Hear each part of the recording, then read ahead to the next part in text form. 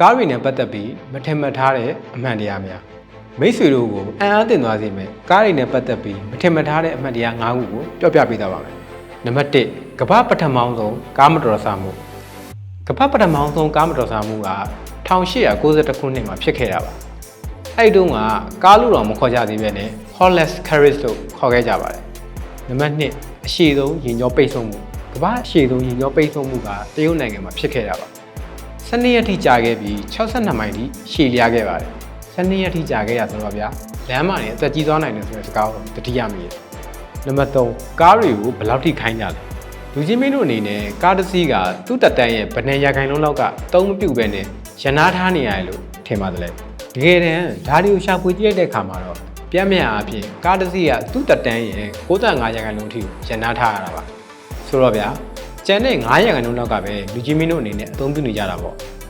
နံပါတ်4ကားဟွန်းတန်တွေကဘယ်လောက်ထိကျယ်လဲ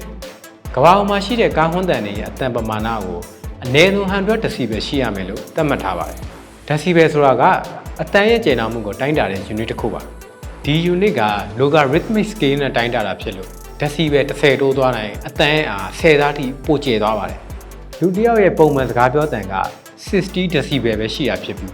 ကားဟွန်းတန်ကတော့အနည်းဆုံး100 decibel ရှိရကြောင်း rock guitar ဖြတ်ဝဲတစ်ခုရဲ့အတန်နဲ့တောင်အတူတူနီးပါးလောက်ထိရှိပါတယ်နံပါတ်5ကားအဲကုန်းဖွင့်ပြီးမောင်းတာကစီစားပိုတက်တာ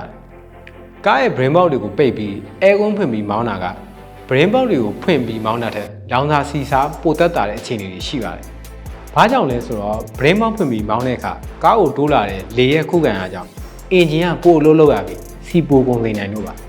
တခုရှိတာကအဝေးပြေးလမ်းလိုတွေရတယ်မှာအမြန်ဆုံးတနာရီ45မိုင်နဲ့အထက်မောင်းနေတဲ့အခါမျိုးတွေမှာပိုတိတောင်မှာဖြစ်ပြီးတော့မြို့ရင်းမှာလိတ်လိုအချိန်နဲ့မောင်းနေတဲ့အချိန်တိုင်းဒါအဲကုန်းဖွင့်ထားမယ်ဆိုရင်တော့လူချင်းမင်းတို့စီကုံပြီးဆင်းတွန်းနေရပါလိမ့်မယ်